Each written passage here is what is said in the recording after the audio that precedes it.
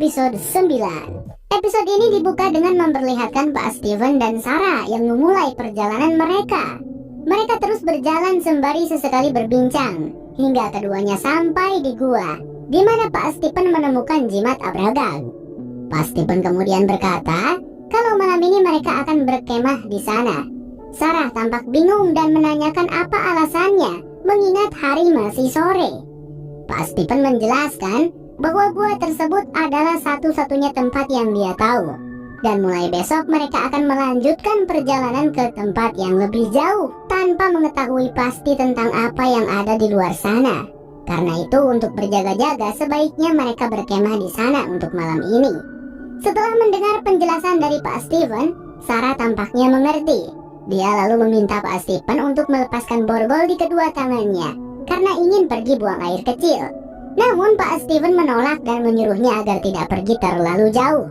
Keesokan harinya di kantor sheriff, Donna terbangun dari tidurnya setelah mendengar suara jeritan. Ia bergegas mencari sumber suara tersebut dan terkejut saat menemukan bahwa salah satu penghuni rumah koloni bernama Eric telah meninggoy karena gantung dirman di toilet.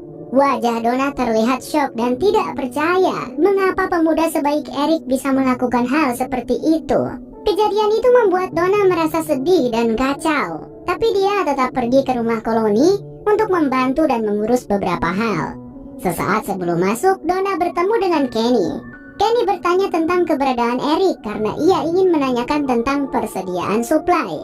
Donna tampak enggan untuk memberi penjelasan yang sebenarnya, sehingga dia hanya mengatakan jika Eric tidak akan datang. Sementara itu, Tabi bersama kedua anaknya terlihat sedang mengamati gambar-gambar yang dibuat oleh Victor. Tabi sama sekali tidak mengerti maksud dari gambarnya, hingga Ethan menjelaskan bahwa gambar-gambar tersebut saling terhubung membentuk sebuah cerita. Mereka perlu menyusun gambar-gambar tersebut secara berurutan untuk membentuk cerita yang utuh. Namun karena Tabi tidak ingin terlalu memusingkannya, ia meminta kedua anaknya untuk berhenti melihat gambar-gambar itu dan menyarankan agar bermain permainan lain. Di sisi lain, Jim dan Jade terlihat tengah membahas hal serius mengenai proyek yang sedang mereka jalani. Jade memberitahu jika sebagian besar baterai yang mereka kumpulkan sudah tidak layak pakai lagi. Dia juga sudah memperkirakan kalau baterai-baterai tersebut hanya dapat bertahan beberapa jam saja. Padahal yang mereka perlukan adalah sesuatu yang dapat bertahan selama berhari-hari. Dalam kekecewaannya, Jade tiba-tiba menanyakan tentang Victor kepada Jim. Kita tahu jika Jim tidak menyukai Victor. Karena itu Jim terlihat kesal saat Jade menanyakan hal itu kepadanya. Ditambah lagi, Jade seharusnya lebih fokus mencari solusi untuk proyek mereka dibanding hal lain. Keduanya kemudian terlibat sedikit perdebatan, hingga akhirnya Jade memutuskan untuk pergi dari situ. Kabar kematian Eric menyebar dengan cepat. Kenny yang khawatir pada Donna segera mendatangi wanita itu. Namun reaksi Donna jauh dari yang diharapkan. Donna merasa tersinggung oleh niat baik Kenny yang ingin menghiburnya. Kenny yang tidak mau terlibat masalah segera mengalihkan topik pembicaraan.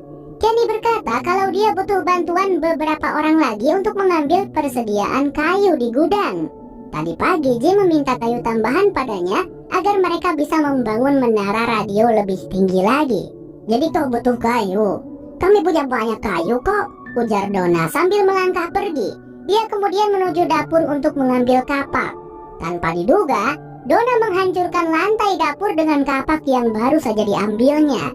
Kenny yang pergi mengikuti Donna berusaha menghentikannya tapi tidak berhasil.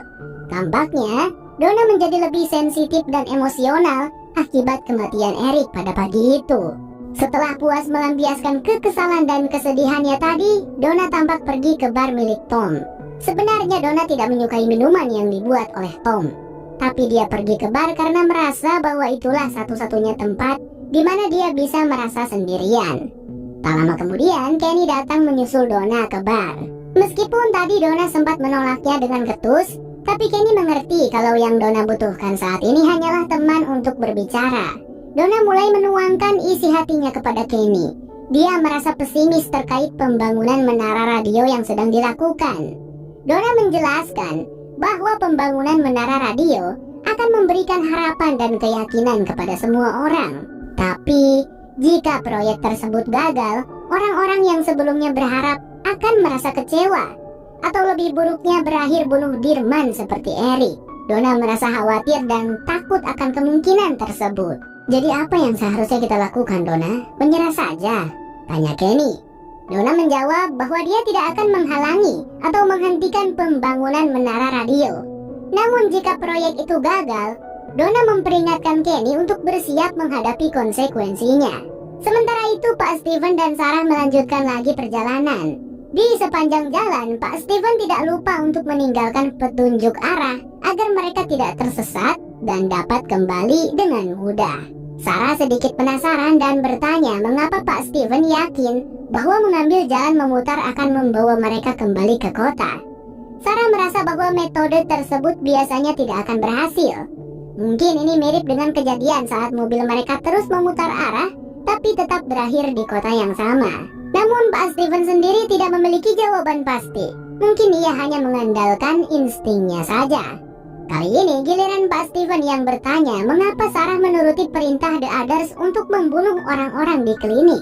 Meskipun Sarah sadar kalau The Others mungkin saja berbohong. Mendapat pertanyaan seperti itu, Sarah menolak untuk membahasnya. Tapi Pak Steven dengan sedikit kesal mengungkitnya lagi.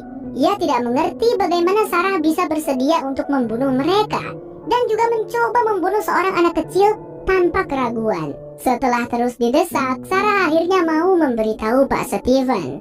Sarah menjelaskan, jika saat itu dia tidak melakukannya, maka kakaknya dan semua orang akan mati. Kalau dipikir-pikir benar juga ya. Sarah kan nggak jadi gitu membunuh si Ethan. Akibat dari hal itu, kakaknya lah yang mati. Mungkin saja ya, jika Sarah tidak membunuh orang-orang yang ada di klinik pada malam itu, kemungkinan benar semua orang akan mati. Tapi ya Anda tahu juga lah guys. Di situ dengan sedih Sarah bertanya mengapa Pak Steven tidak memasukkannya ke dalam kotak. Pak Steven menjawab bahwa ia juga tidak tahu. Dulu dia pernah melihat bagaimana tempat itu dapat mengubah orang baik menjadi melakukan hal-hal yang buruk. Pak Steven yang merasa sedikit iba kemudian melepaskan borgol di tangan Sarah dan mengajaknya untuk melanjutkan perjalanan. Beberapa saat kemudian setelah berjalan cukup jauh, Pak Steven dan Sarah terhenti saat mendengar sesuatu yang menarik perhatian mereka. Tanpa ragu keduanya segera mengikuti sumber suara itu berasal. Ternyata suara tersebut berasal dari dentingan botol yang tergantung di atas pohon. Meskipun belum diketahui siapa yang melakukan itu, jelas sebelumnya ada seseorang yang telah pergi cukup jauh ke situ sebelum mereka. Setelah diperhatikan, di dalam botol itu terdapat selembar kertas. Pak Steven yang ingin mengetahui isi kertas tersebut berniat untuk mengambil salah satu botol. Tapi tiba-tiba Sarah terlihat berteriak kesakitan saat dirinya kembali mendengar suara dari The Others. Pak Steven yang menyadari hal itu berusaha untuk menenangkan Sarah. Tapi keadaan Sarah malah semakin parah dan mulai mengalami kejang-kejang. Di sisi lain, Jade terlihat sedang membantu Ibu Liu menyiapkan makan malam. Jade terus mengeluh tentang masalah listrik yang belum terselesaikan sambil terus-menerus berbicara. Ibu Liu meskipun mendengar keluhan Jade sejak tadi, tetap mencoba bersabar. Namun lambat laun mulai merasa kesal juga. "Hei, berhentilah mengeluh. Jika kau butuh listrik, inilah listrik," ujar Ibu Liu sambil menyalakan dan mematikan lampu. Tindakan yang dilakukan Ibu Liu ternyata malah memberikan inspirasi kepada Jade. Setelah dipikir-pikir lagi, meskipun tidak ada kawat listrik di dalam kabel, tapi lampu dan kompor di kota tersebut masih bisa menyala hingga sekarang. Jade pun tampak tersenyum senang karena akhirnya berhasil menemukan solusi dari masalah listrik lewat cara tidak terduga. Singkat cerita, Pak Steven pun kemudian mendirikan tenda dan memasukkan Sarah yang terlihat belum sadar. Tidak lupa Pak Steven juga menggantungkan jimat Abragag di dalam tenda untuk melindungi mereka dari serangan makhluk Nightmoon. Beberapa saat kemudian Sarah terbangun dengan wajah yang masih panik. Setelah berhasil menenangkan dirinya, Sarah lalu bertanya tentang botol yang sedang dipegang oleh Pak Steven. Pak Steven menjelaskan bahwa sebelumnya ia telah mengambil botol yang tergantung di atas pohon dan membaca isi kertasnya. Isi dari semua kertas itu sama, tapi Pak Steven sendiri tidak mengerti maksud dari pesan tersebut. Setelah mendengar penjelasan dari Pak Steven, Sarah menyarankan agar mereka pulang. Dengan ekspresi takut, Sarah menceritakan bahwa siang tadi dia mendengar suara-suara lagi. Tapi suara yang dia dengar bukan berasal dari The Others, melainkan suara seorang wanita. Wanita tersebut berteriak dan memberitahu bahwa di luar sana jauh lebih berbahaya daripada sekedar monster Night Moon. Meskipun Sarah tidak sepenuhnya memahami maksudnya, wanita itu terus mengulangi kalimat, "Beritahu Mr. Fish and Loaves bahwa aku salah." Begitu ucap Sarah. Melihat ekspresi terkejut di wajah Pak Stephen, Sarah segera bertanya apa yang terjadi. Tapi tiba-tiba mereka dikejutkan oleh suara langkah kaki dan patahan ranting dari luar tenda.